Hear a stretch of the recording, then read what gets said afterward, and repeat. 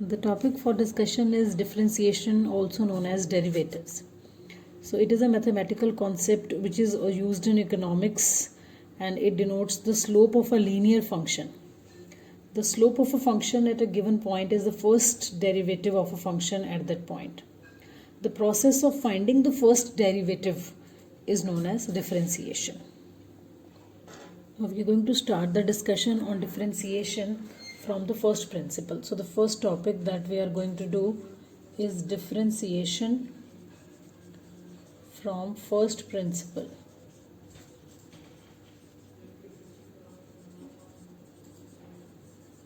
Now this method is also known as ab initio method because we are going to start from the first principle.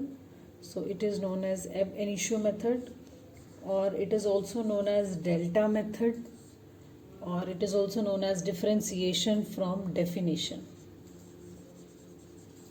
So differentiation from the first principle, or ab initio method, delta method, or differentiation from the definition. So all of them are one and the same thing, and here you have to apply a process. A 5-stage process will be applied in such questions when you have been given to apply the first principle. The first point is just you have to let that y is the function of x. So we have to start the question. So whatever function has been given to you in the question, you have to just let it equal to y.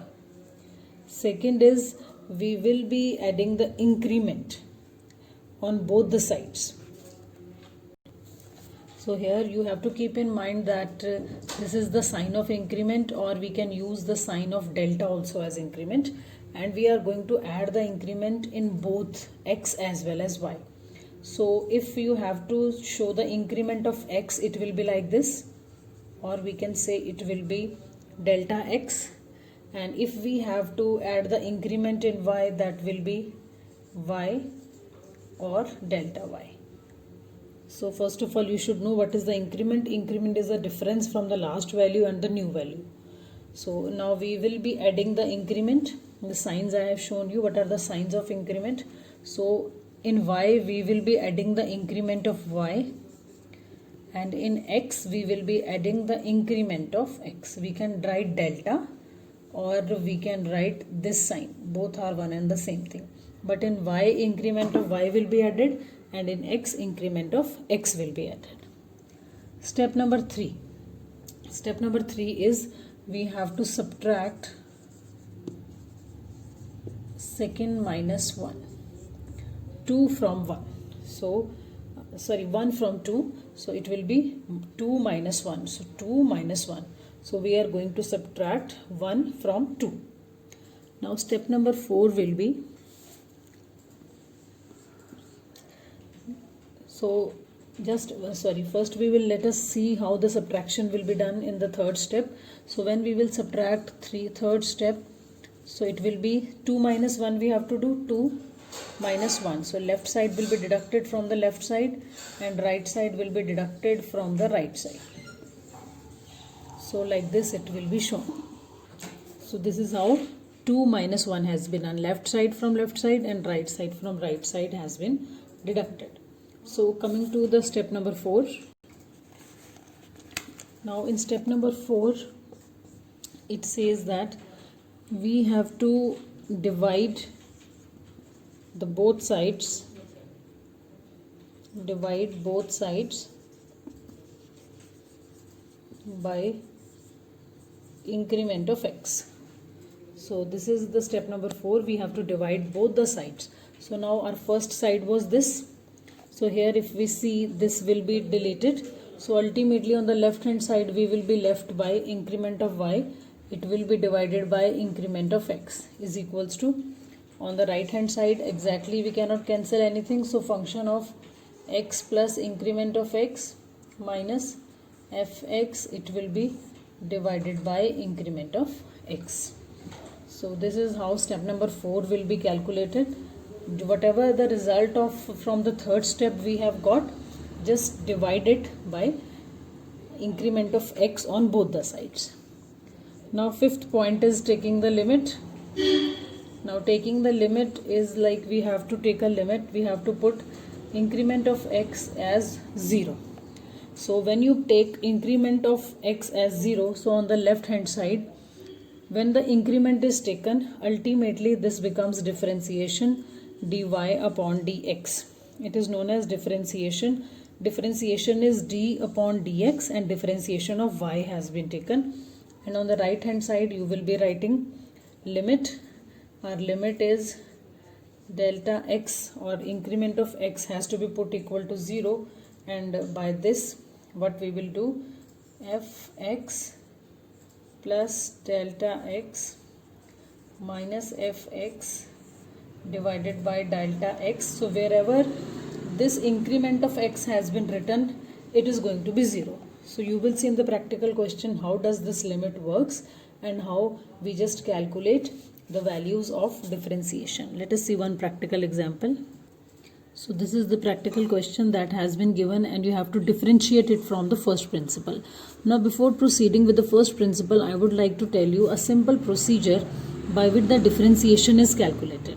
So when differentiation has to be calculated and x power n has been given, so how differentiation comes? This power comes in front and x is on its own place, and from the power 1 is deducted. Again I repeat, so if this is your question, x power n has been given, the power will come in the front, x will be at its own place, and from the power 1 will be deducted. So applying this rule on here, so if I have to take the differentiation of this, it will be 2x, 2 minus 1, that is 2x. So this is a very simple procedure of taking the differentiation, and in the further exercises we will be using this procedure only. But the first principle will show you how this has come, how this power has gone in the front, and how this answer has come, like we used to do in case of theorems. When we used to apply the theorem, we used to get the answers which used to prove like how theorem has been created. So here also we will see now how this 2x is coming up. Now let us apply those 5 steps that you have just seen. So this was our question, and we have seen that its differentiation has come out to be 2x by shortcut method. Now let us see from the first principle. In the first principle we have seen our step number 1 was put the question is equals to y. So this is how you have to go about. You have to put the question is equals to y. Whatever has been given to you, put the same is equals to y. The second step was add the increments on both the sides. So on the left hand side we have y. So if we have to add the increment, it will be, I am putting the sign delta, you can put the other sign also on the left hand side, and on the right hand side x plus delta x square, right? So this was our second step. Now step number 3 was 2 minus 1. So this is our equation number 1, this is our equation number 2. So in step number 3 we have to do 2 minus 1. So when we will do 2 minus 1, the second equation's left side is this, minus the first equation's left side is equals to second equation's left side and the first equation's left side. So now if you see on the left hand side how much we can solve it, this will be deleted, so we are left with increment of y, and here we can see the formula. We can say we can have a formula over here, that is a plus b whole square. So if we open it, a square plus b square plus 2ab. So a plus b whole square formula I have opened up, and this I am putting as the same. So this is this, and this has been extended into this format. So now if you see on this side, then you can see this is positive x square, this is negative x square, these will be deleted. So we are left with increment of y is equals to delta square x plus 2x delta x. So this was our third step. Coming to step number 4. Now our step number 4 was dividing both the sides by increment of x. If you see the procedure we have written, we have to divide both the sides. So on the left hand side we have increment of y, that will be divided by increment of x is equals to delta square x plus 2x delta x, it will be divided by delta x. Here further we can solve. If you see on the both hand side, delta x is common. So if I take the common, it will be delta x plus 2x divided by delta x. So by this I can delete these two and I will be left with, on the left hand side I am having delta y over delta x, this, and on the right hand side this is delta x plus 2x. So now coming out to step number 5. So this was the step number 4. Now next is step number 5. In step number 5 we have written taking the limit. Now we will take a limit on both the sides. Limit is like an assumption. So on the left hand side, limit is, we can just write like that. Limit means when we are taking our increment to be equal to 0. We are just assuming that this increment is 0. So on the left hand side also limit will be taken. Left hand side was delta y upon delta x is equal to. On the right hand side also limit will be taken. And on the right hand side we were having this figure, delta x plus 2x. So this you have to keep in mind whenever the limit will be taken, delta y upon delta x will be converted into differentiation. You can write it like dy upon dx. It denotes, d upon dx denotes the differentiation and differentiation of y. With what we have originally started the question, with y. If you remember, we have just taken the first step to be equal to y. So when you will take the limit on the left hand side, it will be converted into differentiation, and on the right hand side wherever increment of x is there, because we have assumed that increment of x is equal to 0. So here increment of x will be 0. Here we are simply left with 2x. So ultimately on the right hand side the answer will be 2x. And if you remember how I started with the question, I have told you a shortcut method. I told you your answer will be coming out to be 2x.